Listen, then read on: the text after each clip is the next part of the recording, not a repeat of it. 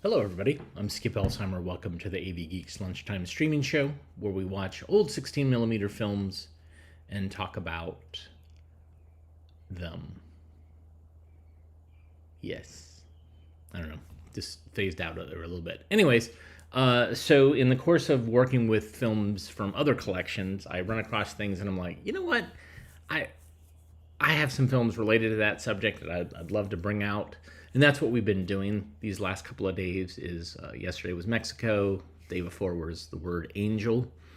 Today, vandalism. I have some great films on vandalism that I've shown over the years. And then I found some other stuff that was tangentially related. So we're going to start off with school vandalism, which I haven't shown on this show for a long time. So enjoy.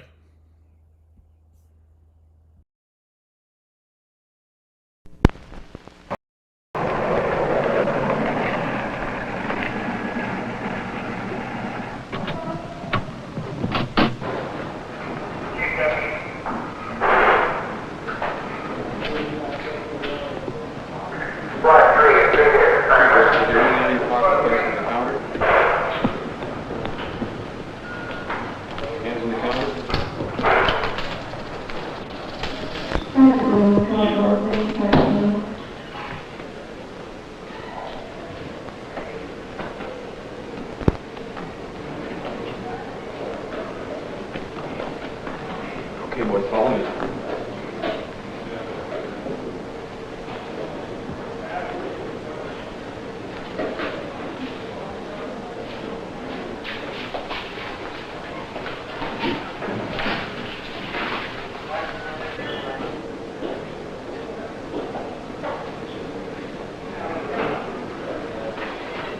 This was a great idea you had this time. Hey man, you were the one that said let's find some kicks. All I said was, what are we going to do this afternoon? Guys, What are we going to do today? can't go over to Teresa's house, she's not home. Let's go to the pizza shop. What do you mean the pizza shop? I want to go to my house. You guys ever been up there? No, what's up there? Let's go find out.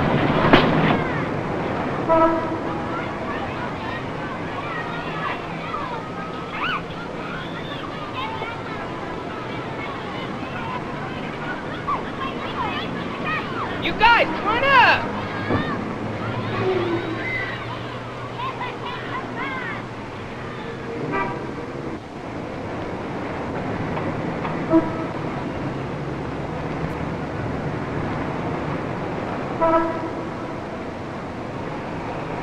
Keep it up.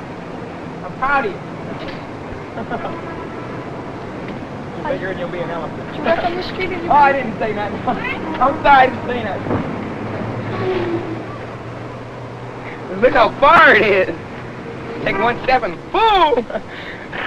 Bam! Stupid idiot. You pushed me, Billy. I mean it. Hey, you guys, we better go. The cops control this place. Heck, if I'd have known all this was going to happen, I wouldn't have let Greg come along. The parents are going to blame me for this, and I hardly did anything.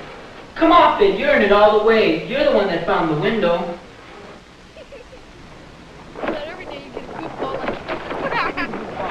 Hello, Mom. Hey, guys, look! Yes, Frank. Uncle Thomas.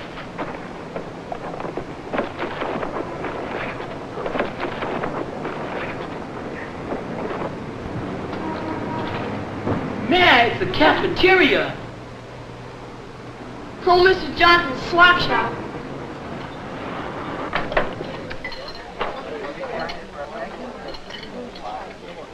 Why is it always you that makes the messes? Now, I've had enough of you. Get out and stay out for 1 week. Come on, let's go check it out. You stay here and let us know if anybody comes. Heck no!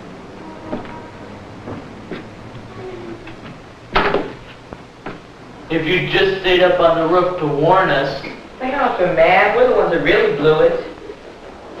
This is really gonna shake on my dad. It just means more study. I kept 2 jobs and helped support the family. I still got good honor grades. But Dad, all my other grades are okay. It's just in English. I just don't like the teacher. That's no excuse for a bad grade. I must have been a nut to get involved in this.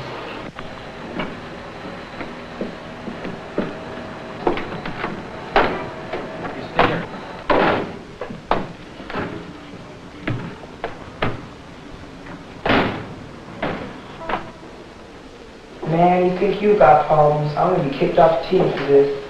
Sam is an intelligent boy, Mrs. Garner, but his inability to read up to grade level is affecting all of his marks in school. He should be placed into one of our remedial reading classes. Remember, Sam, if you don't improve your reading ability, you're going to suffer poor marks throughout your school life. If you wish to remain eligible for the basketball team, those marks are going to have to be kept up. Did you hear that, Sam? You know, Mr. Hughes, it ain't easy to handle this boy without his father to help. I didn't like school anyway. Besides, we'll be here for a long time. Remember Charlie Short? All he did was slash Mr. Brown's tires and he got 3 years in juvie. They'd probably call their parents by now. My dad's really gonna be shook. I wouldn't be surprised if they took Greg home and left me here. You know, if it's bad enough, they try you in court, even if you're underage. Man, we'd be better off in court. Because once you get into juvie, they just forget you until you're so old no one remembers. And only if you guys hadn't messed around with that fire.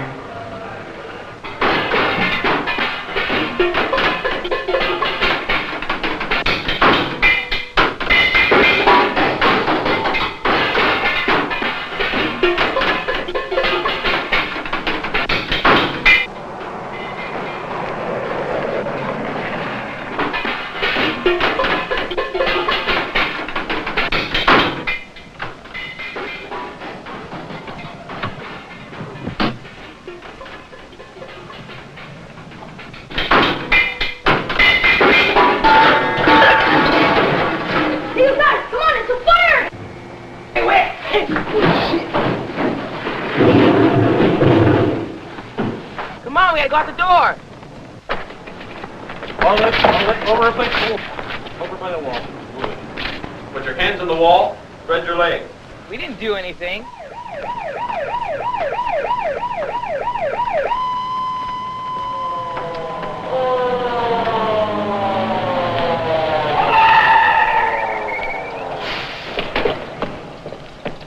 We didn't mean to do anything. Keep looking straight ahead. All right, let's go.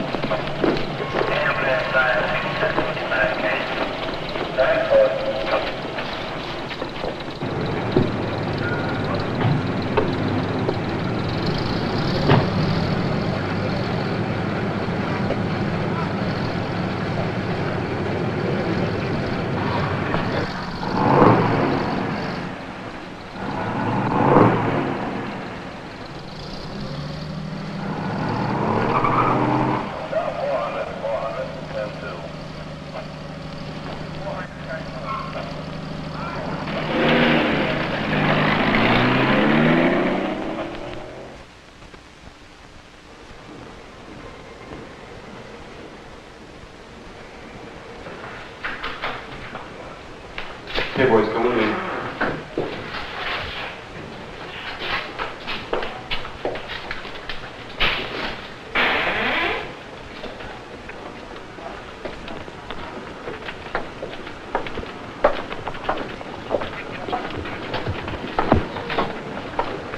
No te voy a venir para atrás, muchachos, porque te va a dar un... No quiero venir atrás.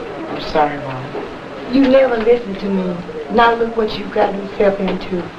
I said I was sorry.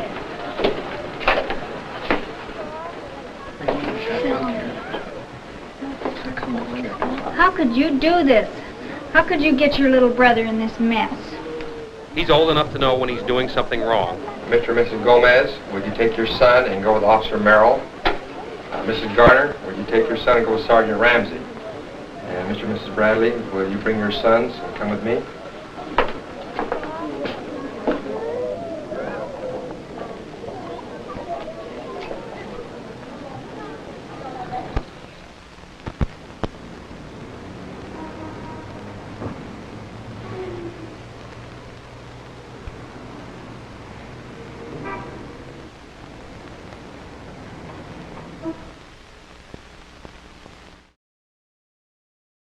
So 1972, best year for films, best year.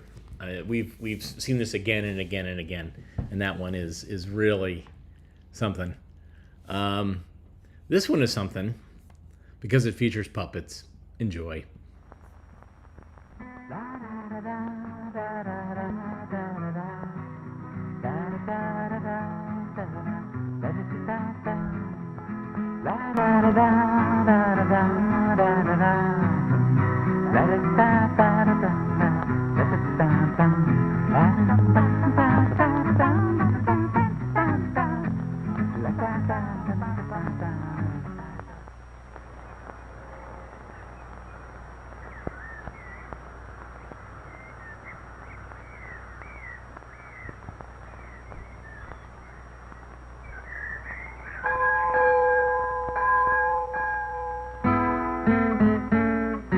Once upon a time there was a very nice little town, just like the one you live in, with pretty things all around. Beautiful parks and playgrounds, places to run and play. How would you feel if someone took that beauty away? Time to get up. Don't be late.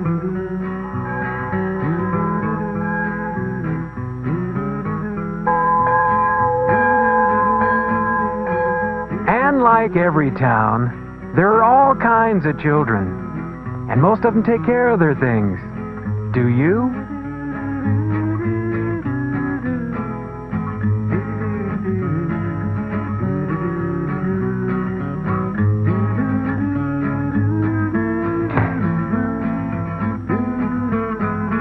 Time to get up.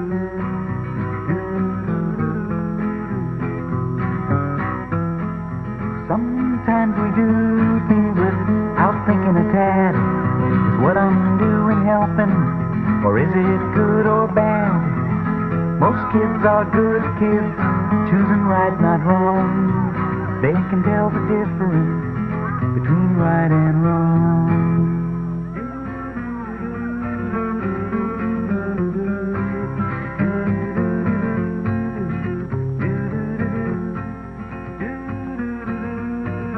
Hey, stop that.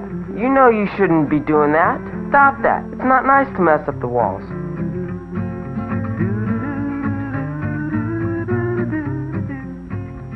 Uh-oh, can't walk on the grass.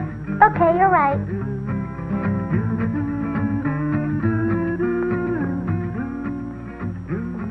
Hey, you dropped something.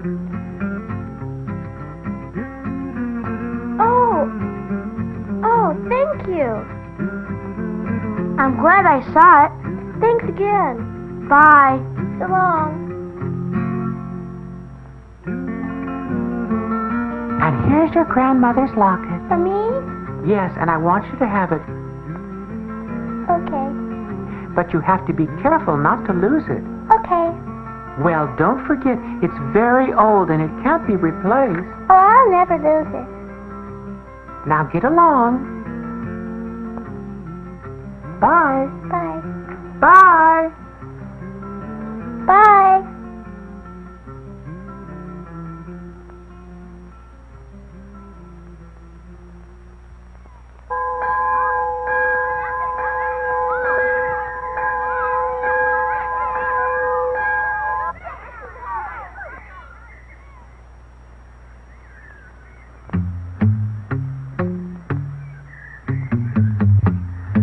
But there's a few like Sneaky.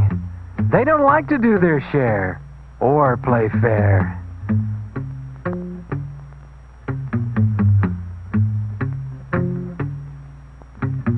Sneaky doesn't care.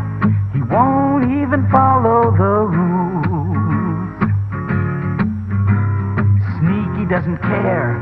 He thinks me first. He'll choose the worst. He'll mess and spray, break and steal. He never ever thinks of how you or I may feel. Sneaky doesn't care. He won't even follow the rules. Oh, if Sneaky only thought of others first, maybe he wouldn't have written on the walls or knocked over the trash or ruined the desk. I wonder, why does Sneaky only think of himself and not about others? Oh, I hope you can come over. I'd like to. Oh, that'd be nice. Hey,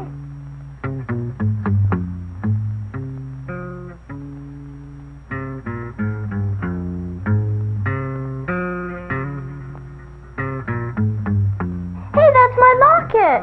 Give it back to her. That's my locket. Give it back. Oh, please don't take it. I feel so bad. Why did he take it? I don't understand him.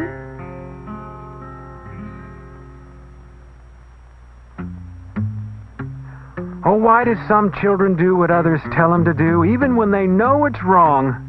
Are they weak or not very strong? Just going along. They're just as bad as Sneaky.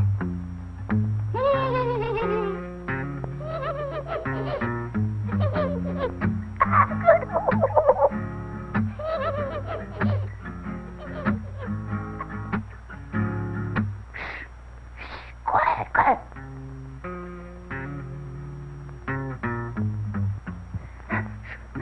Quiet, quiet. Hey, over here. In the desk, the desk. Knock it over. Wow, yeah.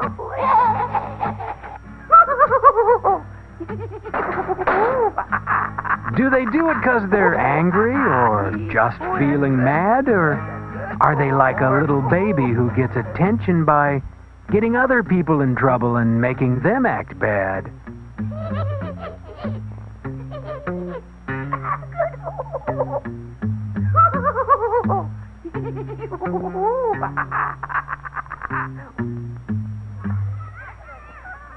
Some kids are copycats and only imitate. They go right along knowing that they're making a mistake. Why be like a copycat, doing what you see others do? Do what you feel is right, it'll be alright for you. Now think about those children spraying, breaking steel. That's good. Oh, more. How would you take it if they busted your wheels? Now tell the truth, Sneaky. How do you feel? Why did they do it? Why did they do that to me? It's not fair. It's not fair. Why did they do that to me?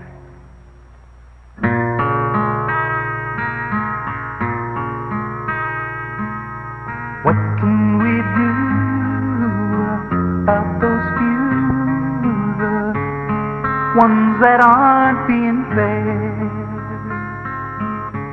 Soon all the places will be ugly spaces. No more beauty anywhere. It's not too late to care. It's not too late to care. You see, others pay to give you a school. It's not all just free. It costs money to repair and repaint. It costs your parents. It even costs you and me. Think of all the wasted money because of a few. It isn't fair. What can we really do? Pretty soon your parents might not care and maybe no longer want to pay to fix things up or make a repair. Did you know that to repaint one building wall costs about the same as 1,000 cartons of milk? To replace one school desk costs about the same as what your mom and dad would have to pay for 10 pairs of tennis shoes. And to fix one broken window glass costs about the same as 300 new crayons. And to replace one broken bike would cost about the same as 34 kickballs.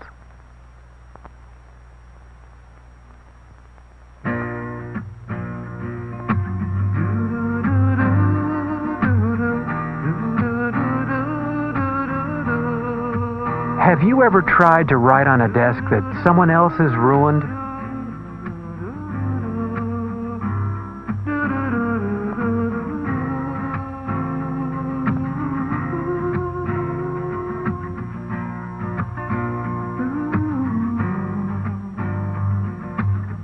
How would you feel if you had to use the phone to call for help and someone had broken it?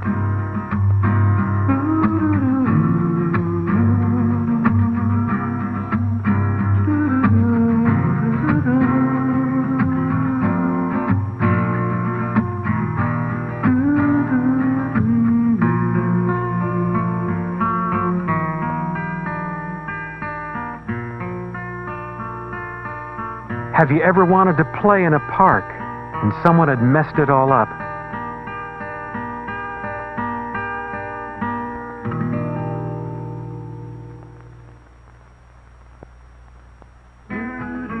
Once there was a very nice town until Sneaky went running around. So let's all work together, let's all cooperate. Start building, stop destroying. Soon it may be too late. Be good to one another, yeah, and life will be so great. It's your town, what do you think we should do? It's your turn, now it's up to you.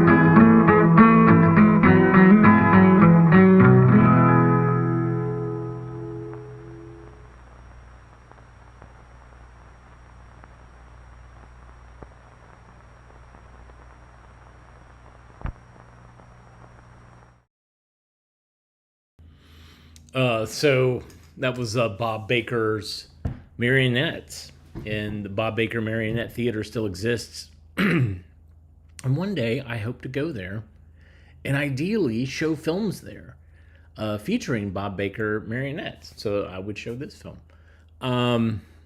Yeah, it seemed like it was a hodgepodge of different puppets that they pulled out. They didn't make any new ones for this. And Sneaky was pretty great character. Him and the organ grinder monkey, all pretty great. All right, let's flash forward to a latter-day coronet that's animated.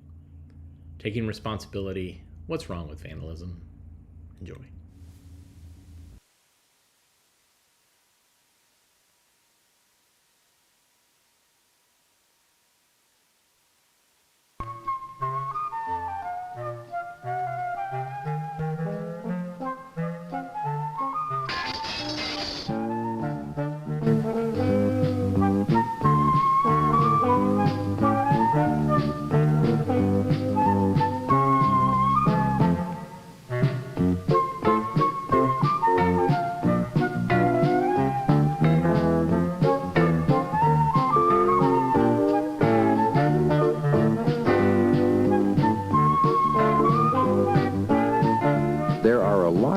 About you that other people see every day.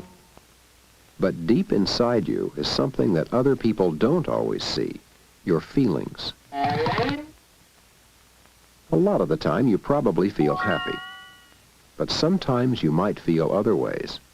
For instance, suppose you own something you liked a lot, and one day you accidentally broke it. If this happened to you, you'd probably feel very sad.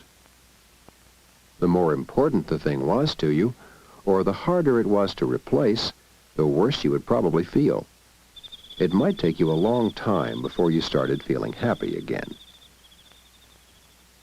Other people have feelings too, and even though different people might look different on the outside, most people's feelings work about the same way yours do. Like you, other people are often happy. Once in a while, they have reasons for feeling sad too. Of course, like everyone else, you have a lot more feelings than just happy and sad. Sometimes you feel bored or angry. And sometimes you feel like doing something you know you shouldn't do. For instance, there might be times when you feel like damaging something or breaking something on purpose.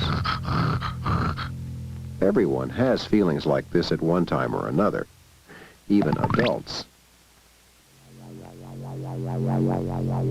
But why do people have these feelings? Sometimes people feel they'd like to damage something because they're bored and looking for something to do, or because they're curious about what will happen if they break something, or because they want to show off and think that might be a good way to do it, or even because they're angry with themselves or with another person. But whatever causes these feelings, suppose people just allowed them to run wild.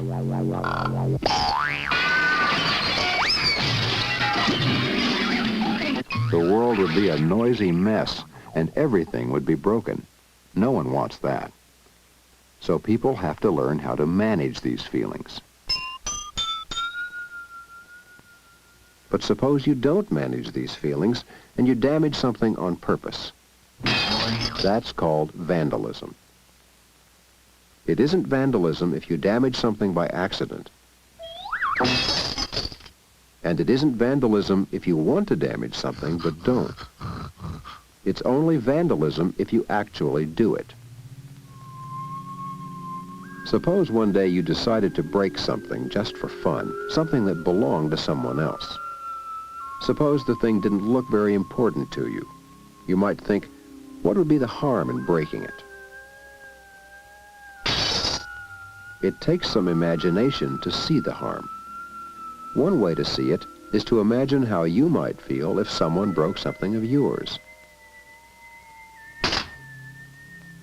You might feel afraid and worry about what else the person might do.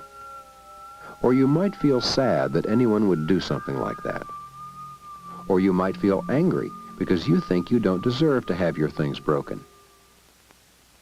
Even if the broken thing didn't look important to anyone else, it could have been very important to you for all sorts of reasons. Maybe you just happen to like it a lot. Or it was a gift from someone very special to you.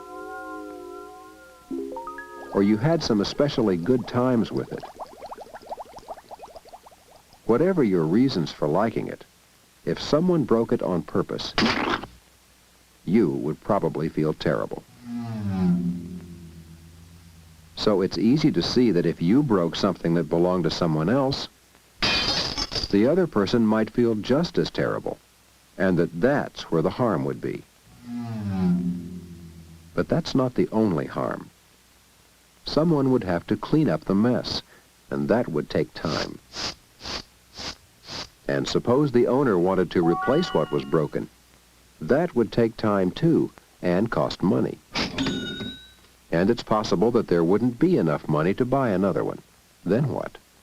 The owner would have to get along without it. So it's pretty easy to see that if you damage something that's owned or used by someone else, you can really cause a lot of harm.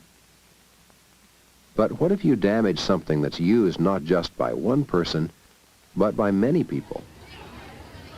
Suppose you were very angry about something, and suppose you didn't control that feeling, but instead took your anger out on something many children use, a swing on your school playground, for instance. There would be many people who couldn't use the swing, maybe for a long time, and they would probably all feel bad. What else would happen? Someone would have to repair the swing, or replace it. And that would take time and money that might have helped to buy something else, like a new slide or a new teeter-totter. But now it couldn't be spent that way. So if you didn't control your anger and you broke the swing, you'd really be taking something away from a lot of people you know. What if you damaged something that belonged to someone you didn't know? Suppose you saw a flower garden, and you had a feeling it might be fun to tear up that flower garden, and you didn't control that feeling. What would be the harm in that? You might not care about flowers. The flower garden might not be important to you at all. But it is very important to somebody, and that person would probably feel terrible because of what you did. But what if you damage something that doesn't look like it's owned by anybody? For instance, what if you decide to write on the wall of a large building, like a post office, or your school, or a restaurant, or a department store? Would that harm anyone? The answer is yes. Every building is owned by somebody, sometimes by more than one person, sometimes by many people. You might not know the owners. They might even live far from you. But whoever the owners are, in one way or another, they would have to pay to repair the damage. So if you feel like damaging something on purpose, and if you don't control that feeling, but actually do some vandalism, you don't just hurt a thing. In one way or another, you also hurt real people. That's what's wrong with vandalism. But no matter what your feelings are, if you try hard enough, you can manage them.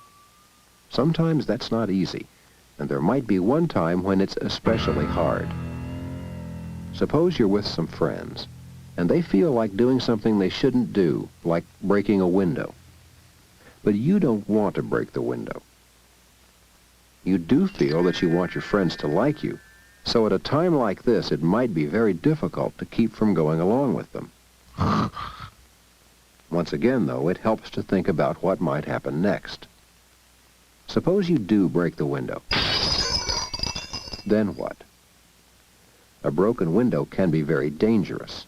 Someone could get seriously hurt, maybe you or one of your friends. And vandalism is against the law, so you could get into serious trouble. But even if these things didn't happen, someone would still have to clean up the mess and pay for a new piece of glass and put it in. That would be a lot of trouble for somebody. So for all these reasons, you'd need to manage your feelings and not go along, even though that might be very hard. It could be that some of your friends don't really want to break the window either, but no one wants to be the first to say so. So if you speak up, you might actually be doing some of your friends a favor, and you'd be helping to stop something that could be really harmful. But what if sometimes you really have a lot of trouble managing your feelings, no matter how hard you try? Then you should talk about the problem with someone you trust. An adult might be able to help you think of ways you can handle your feelings without vandalizing. The important thing is to remember that in one way or another, vandalism always hurts real people. So if you feel like damaging something, and you manage that feeling, you have every right to feel another way. Proud of yourself.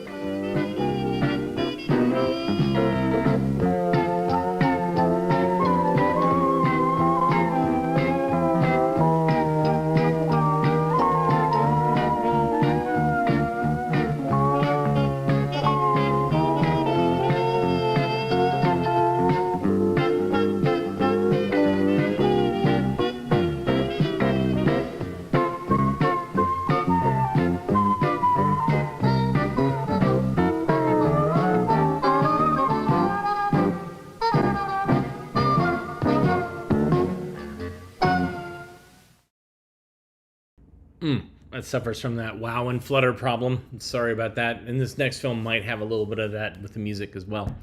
Yeah, at least they addressed boredom. Because, man, the times I got in trouble for doing stuff like that was destructive when I was a little kid was because I was bored. I wasn't mad at the world. I was just bored. Just break bottles or break whatever because I'm bored. So this next film is about vandalism and just general bad behavior in the classroom. And it features our good friend Ed Asner. Combat in the Classroom.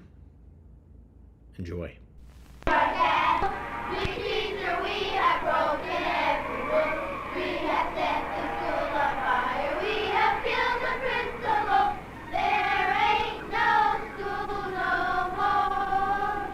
Remember this song? You can still hear it on many playgrounds. Only now there's a frightening truth to it. Violence is a fact of life at many schools throughout the United States. With the loaded 44. Last year, 110,000 teachers were injured in attacks at schools. 280,000 students were assaulted every month. The cost of vandalism and arson has been estimated as high as $600 million every year. That's nearly enough to supply school books for the entire nation.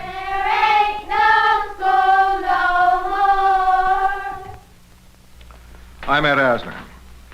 This government study on schools reports that nearly 1 in 10 has a serious problem with violence. Many are in urban areas, but according to the report, the problem is spreading to the suburbs, too. Violence in schools affects every single one of us, whether or not we are a student, parent, or teacher. It takes its toll not only in victims, but also by spreading a climate of fear that can paralyze the learning process. When that goes, we all lose. There ain't no school no more.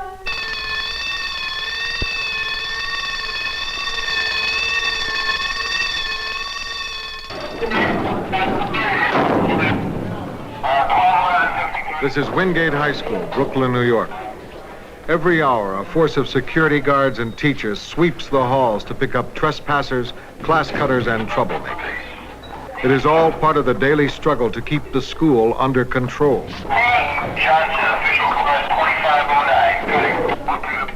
Let's reach the point where you have 20, 30 kids roaming the halls, banging on doors, breaking windows, but there's nothing I can do, because what can one teacher do against 20? It doesn't bother me generally, but when I ask somebody to put out a cigarette in the hall and they start using this language and referring to my age and my sex and everything in the most degrading kind of way, and there's no backup. It's really disrupting. They be in the hallway, cutting, banging on doors, calling your names out.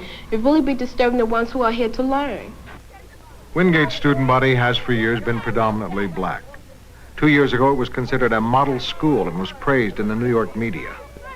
But last fall, 1,000 ninth graders were added to Wingate's student body. Designed to accommodate 2,600 students, its enrollment was pushed to 3,700. The result? Wingate's ranking in the number of serious incidents jumped from 28th to 3rd. The conditions at Wingate began to resemble a combat zone. What's the problem up there in the girls' bathroom? This was the school where all of us were proud to teach. And suddenly, the mayor of New York and the Board of Education decided that children were not worth educating anymore, and they started... The faculty and students at Wingate decided to fight back. On a cold February morning, teachers, parents, and students demonstrated against the conditions that threatened to destroy their school. That's what we're talking about. We're talking about our job becoming not possible, and simply keeping the peace is not our job.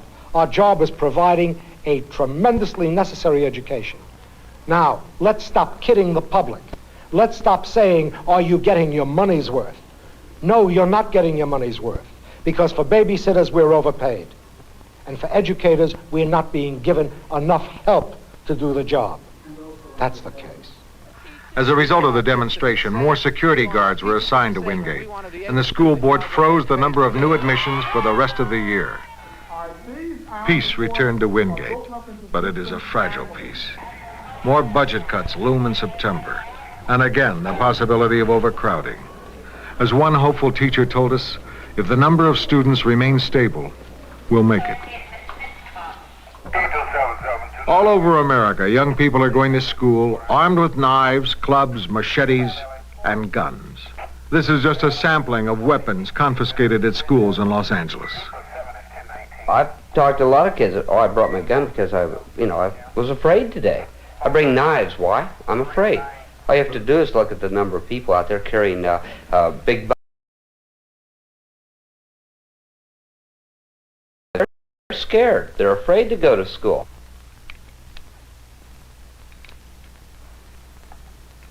Gary Spencer is getting ready to go to school.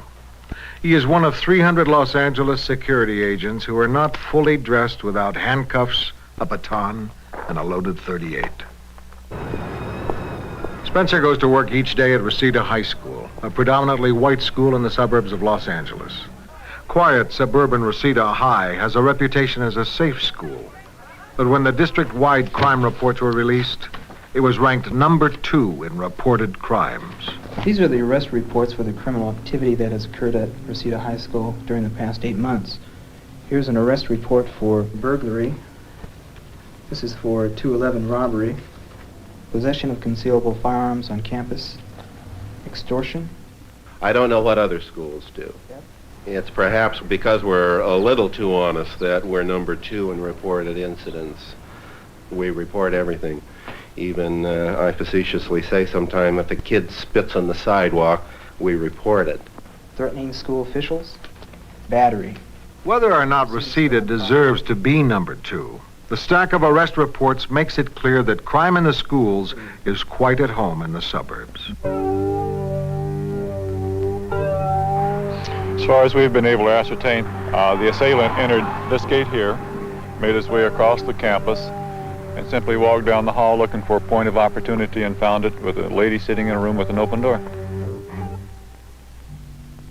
On March 28, 1979, a 20-year-old parolee walked onto the campus during the 6th period at Los Angeles High School. He was armed and looking for a victim. He found teacher Miriam Schneider alone in her classroom. He pulled a gun and demanded her purse.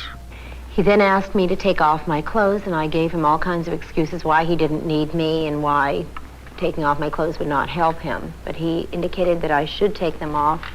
I then got up and left everything from the waist up on the desk and proceeded to where he indicated on a floor at a spot about right here. He told me to lie down, and he proceeded to get on top of me, did all the foreplay he needed to get himself aroused, and at one point told me to put my arms around him. At that moment, I saw that his gun was lying unattended on the floor, and I made a move to grab it.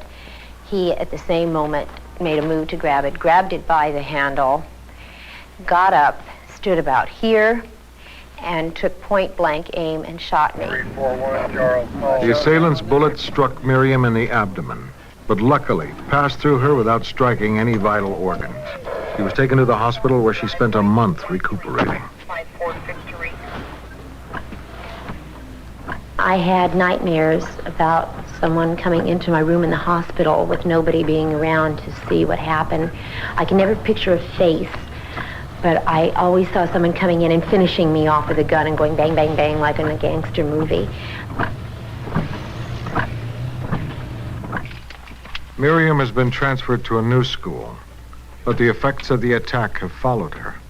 I became very depressed, I became very nervous, very anxious. When I first went back to teaching after the shooting, I was still scared, really scared. And I will always stay that way, I think. Miriam's life was not the only one affected by the attack. Other teachers felt the shock as well. My immediate reaction was one of fear. I just wanted to get out of the building. I was thinking about my kids. I just wanted to get home. The day Miriam was shot, Adrienne Manpearl cradled her in her arms while they waited for help. She's not been back to LA High since. The shooting was the last in a series of incidents and frustrations that have left her burned out. I didn't want to see the school. I didn't want to have anything to do with the school. I perceived that what happened to Miriam would continue to happen, not just to a teacher, but to students also. I didn't see any way that the district or administrators could make it better or could make it go away. I couldn't go back, and I won't go back. Adrienne taught at LA High for 10 years. Though she has not been back in a year and a half, in her heart, she is still a teacher. I love teaching, and I miss the kids. I miss the feeling of being in my classroom, and all the good parts. I did it for 10 years, and I love the feeling of being with the students and growing with them. We learned a lot from each other, and I miss that. That's the only part that I miss. Several changes have been made to improve the security at LA High. Teachers had already been asked to work in locked classrooms. Now peepholes have been cut in the doors. A full-time security agent was added, as well as aides to monitor the entrances. New locks were purchased and more radio equipment. But the improvements were not enough to eliminate the climate of fear that left teachers feeling threatened. How come? I watch students' eyes, watch their behavior. I'm cautious about continuing a conversation with a student who appears not absolutely normal. So I'm very cautious so that I can feel comfortable. And of course, as soon as I can leave, I always leave. I never hang around. You don't stay after school? No, never.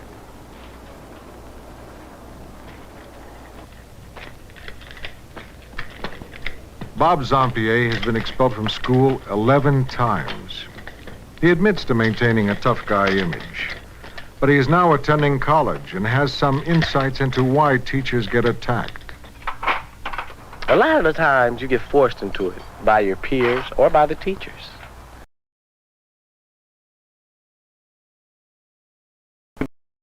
Everybody in class says, wow, look at the teacher getting bad. So you have to get even badder with this certain teacher just to save face. When the teacher got on me, it was a math teacher there. He bagged on me one day, told me, you know, I'm dumb, illiterate. So he turned his head and I hit him in the head with a book. We used to scare a lot of teachers, you know, especially white teachers. They come to school scared, especially in a black school. They're scared from Jump Street. I mean, they come in, you know, and you walk, for day one, you can walk in class. Everybody's noisy and the teacher, excuse me, could you kindly be quiet? You know, nobody shuts up. I shut up, you know. From that moment on, once you got that teacher scared, it's over with, you know. Forget class, bring your friends in, sit back, don't have to do nothing, come in 10 minutes late, cuss her out, him out. Because, you know, you can feel when they're scared. Once you got them scared, they're scared forever. I think that there are some black youngsters who have some anti-white feelings. On the other hand, sometimes it serves as an excuse for the failures that they feel in the school system. If they can't read, if they can't learn anything, they have to point the finger somewhere, and if you have white teachers there, they'll point the finger at white teachers. One time I got into a fight with a teacher, and I threw a chair at her, and I knew it was wrong, but a lot of times she'd tell me to do something, or a certain teacher would tell me to do something, and I would sit back there and I didn't know how to do it. And when I went to go ask her how to do it, she would wouldn't explain it to me. Then I would end up just sitting there, doing nothing. And I end up failing, you know. And I didn't want to fail. What the teacher was doing was further damaging an already damaged self-esteem, which is very provocative in a teenager. And then the teenager feels like striking out and striking back and feels that that person does not have an interest in them, and then they turn to retaliation. You know, and I just couldn't take it anymore. So I just picked up a chair and threw it at her. And that was the end of that. Violence is just one of the symptoms indicating that public education in the United States is in jeopardy. Other signs suggest that the situation is critical. Nationally, 1 in 10 high school students drops out before graduating. At some urban schools, the rate is almost 1 out of 2. According to the National Education Association, 40% of our teachers currently wish that they could drop out by changing careers. The statistics make one thing clear. Many teachers and students are fed up with school. When I first began to teach, it was real teaching. It was teaching high school kids who were reading at the grade level they should have been reading, and now it's custodial care in elementary school for the most part. How well did you read? Did you read at the same level as the other kids in the class? No, I've never been very good at reading. And if you can't read, you can't learn, and there's going to be disruption. And there'll be disruption in any organization where the people believe that what they're there for, they can't do. And I wish I could sometimes. I wish I could read like everybody else and do things in school like everybody else, you know. I wish my life could have been different. Right now, I'd rather be doing something else as a career. It's not teaching anymore. The problem of violence is not being ignored. All over the country, school officials are searching for answers. Many types of programs have been started, from teacher training courses to elaborate security hardware. In a few places, the programs are working. Prince George's County, Maryland. This is one of the few areas where violence in schools is decreasing.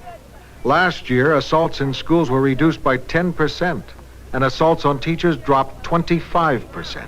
I don't think that because there's crime in the street that we have to then accept it in the school. I think the chance of it coming into the schools are very great. But I think that we do not have to accept it. We just spotted 2 intruders in a brown Trans Am in the student parking lot. Check it out. Every incident, no matter how minor, if it is reported, School property. the reputation is out that our schools are not the place to come in and pull any kind of shenanigans. Ed Spindler is in charge of security at High Point High School. This year, he made over 40 arrests, but he is charged with more than law enforcement. Part of his job, as set by the policy of the school district, is to establish a rapport with the students. I enjoy working with kids. I have good rapport with all the kids here in the school. I feel that the kids are looking for some kind of regulations and rules and guidelines to go by. If we say you're going to get suspended, you get suspended. If we say you're going to get charged, you get charged. And we don't make exceptions. The circuit court for Prince George's County is now in session. Prince George's County schools have received help from an unexpected source, the juvenile courts. I see the first case on our docket today. Judge Vincent Famia and 3 other juvenile judges have abandoned a policy of leniency in favor of harsher sentences for juvenile lawbreakers. Once a week, Famia visits schools to spread the word. Committing a crime on campus is a no-win proposition. There is one way you can absolutely guarantee you're going to a state institution. You or anybody else who commits an offense in this school or any other school in this county is going to a state school. Period. They're going to a state institution. That's it! In 1974, a code of student conduct was established to regulate all the schools in Prince George's County. Administrators, teachers, parents, and students had a voice in setting the rules. Each year, a copy of the code is issued to every student and his parents. Junior high school students who are suspended in Prince George's County may end up here, in a supervised discipline center. For most, this is a fate much worse than suspension. All the people in the school, they just hate this place. They wouldn't want to be here. Like it's a jail. You can't see nobody. It's stupid because you can't look and turn around, can't talk. And I think they give you too much work. Most Prince George's County students would rather be home watching television than stuck here. But the choice is not up to them. It's up to their parents. And 95% of the parents pick the supervised discipline center over suspension. Mister, what about you and Valerie? You know, you're just going to tell her, shut up and get put out of class? Hey, but if I don't, I can't. How are you going to get what you want then? At some junior high schools, troublesome students spend 1 or 2 periods a day learning how to keep conflict from escalating into combat.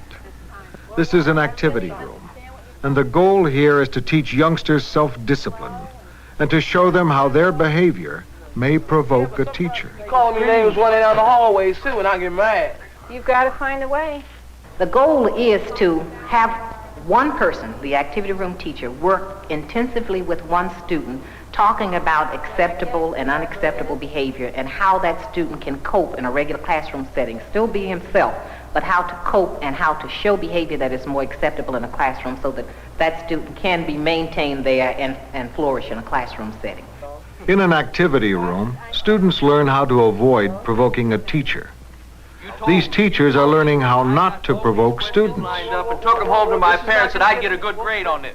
Let's go over what it is you have. At workshops organized by the school board, they practice handling the type of confrontation that in the classroom might lead to violence. You had it for me ever since I have come into this school. Yeah, I think teachers get hurt, but primarily, in many cases, they bring them on themselves by the way they do or do not respond to students in ongoing situations. And I think there are teachers that really do ask for and get conflict from youngsters by the way that they do behave. Keeping violence out of schools is toughest in the inner city, especially in areas with high crime and high unemployment. But it can be done. Manual Arts High School used to be one of the most violent in Los Angeles. Yet now it has half as many assaults as other high schools in the area. The students are the same. The difference is the principal, Dr. David Bowick. You did a good job yesterday. Very proud of you. Now, if you missed it by 1 point, you take the course, you should pass it. Yeah. Okay, will you come to summer school? Yes, I will. Okay, then I'll let you participate in graduation. You will? In 3 years, Bowick has set a positive tone, which is filtered down to the students and faculty. There's a fantastic school spirit here. Yesterday, I went to the play rehearsal, and I looked at those kids up there doing their thing, and that is what it's all about. Dr. Bowick channels it that way. He constantly rallies around the idea, okay, let's unite manual, let's have school spirit, let's do this as a group of manual arts students.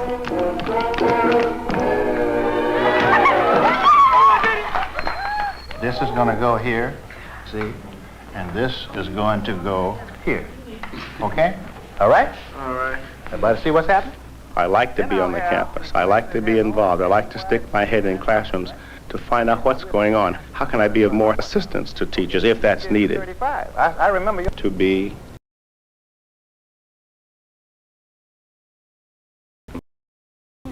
all day long in every classroom. Is that correct? Okay. These kids learn because of us and because of the sacrifices and the extra responsibilities that we accept. You're having trouble letting go. Right. Crucial to the success of any school is the involvement of parents. Right if they leave home. The other, she's still, but you're overprotecting them. Bowick has organized weekly sessions for parents to come on campus for consultations about their kids. Eventually. Key thing, I think, is that the principal should be visible, see, and he is visible. He should have some rapport with the students. Dr. Bowick has that. When something's done well, he praises them. If it's not done well, he does whatever he's supposed to do. And the students respect him. Good morning, sir. How you doing? What is that you have? Radio. And where are you going with it? To the locker. To your locker. Now, I've never seen you with a radio before. Now, are you going to your locker? Yeah. Can I take your word for it? Yeah, you Like, may I ask you to do something else for me? What that? Don't bring that radio on campus anymore. Okay. If you do, may I take it? Yes, you And you won't give me a hard time. No hard time. Boy, come on, shake my hand so you can have a good day. All right. All right? Thank you, friend.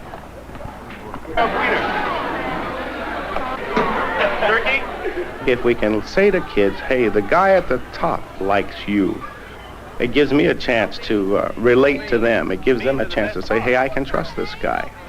If I can trust him, maybe I can trust my teacher.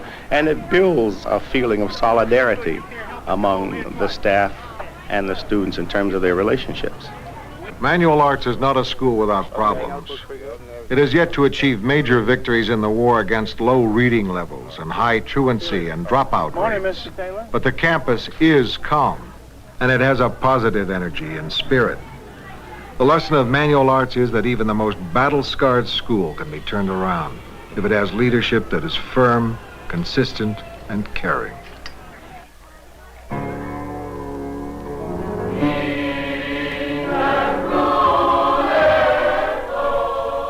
"41 million students attend public school in the United States.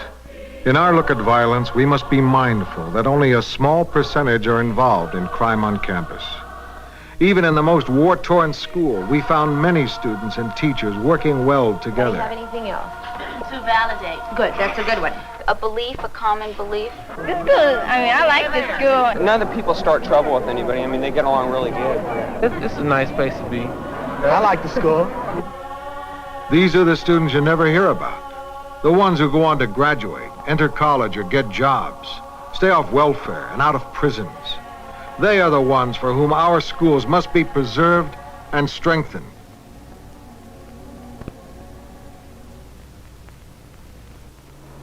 Every school in the United States should have a security system to keep intruders off campus.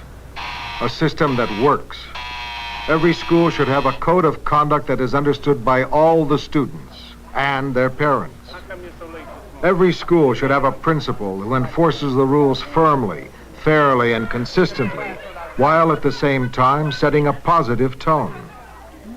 And no school should be overcrowded, for overcrowding is frequently the source of violence or disruptive behavior.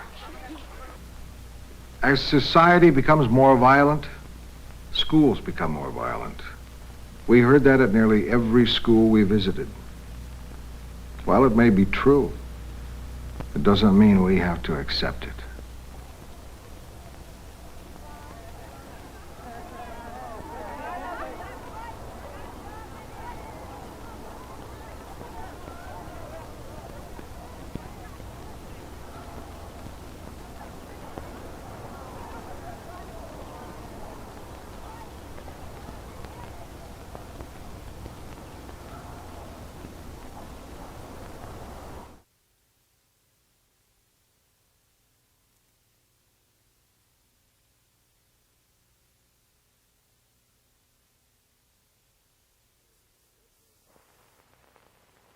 Here's Woodsy Owl. Do you know a dirty bird? You see one every day. To him, pollution is a word he reads and throws away. The dirty bird is in the street and in the mountains too. He's in the forest on the beach. Could be he looks like you.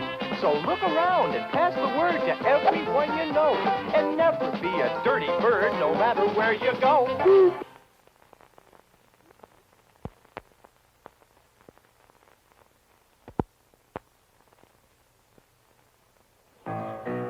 Smokey Bear has got a pal who is always on the prowl.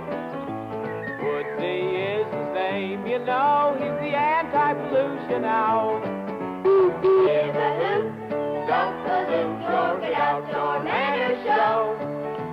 Leave a trail that's nice and clean wherever you may go. This great country is our own and it's up to us to care. Woodsy Owl will lead the way, so come on, let's do our share. Give a hoot, don't pollute, Woodsy Owl knows what is best. Help him check pollution in the north, south, east, and west. In the north, south, east, and west.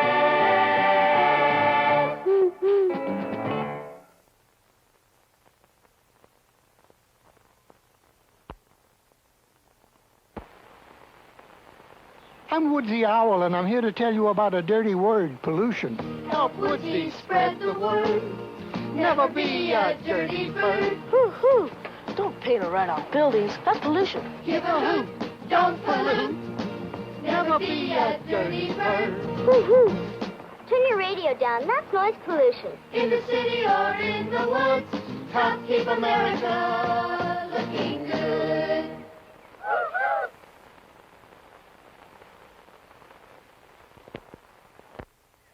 What's up, Woodsy? This schoolyard's a mess.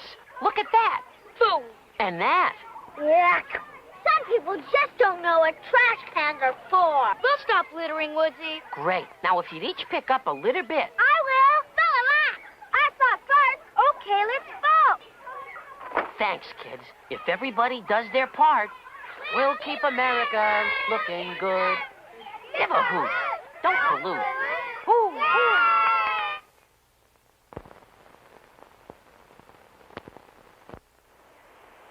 My friend's hurt. Oh. What happened, Woodsy? Vandalism. But vandalism is breaking windows. And carving on tables. And painting rocks. And wrecking signs and hurting trees. We gotta help Woodsy spread the word. Stop vandalism! Thanks, kids. If you help me stop vandalism, we'll keep America looking good. Give a hoot. Don't pollute. Hoo, hoo.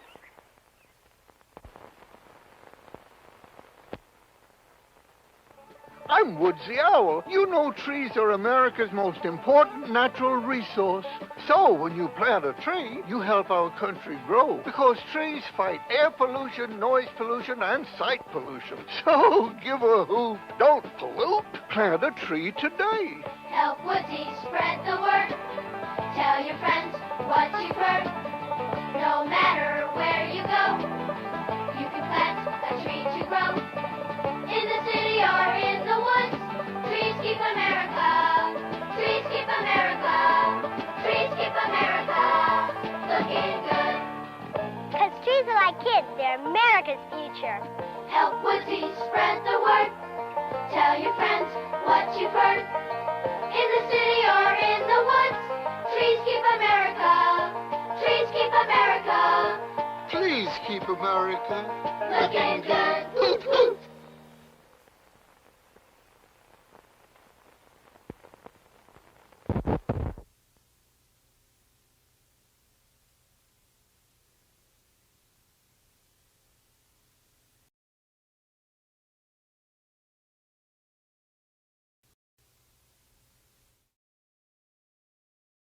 And that was the many, many voices of Woodsy Owl. Not Woodsy the Owl, Woodsy Owl. So combat in the classroom, I apologize. That got more intense than I anticipated. They did talk about vandalism, but then they went down another path entirely. But,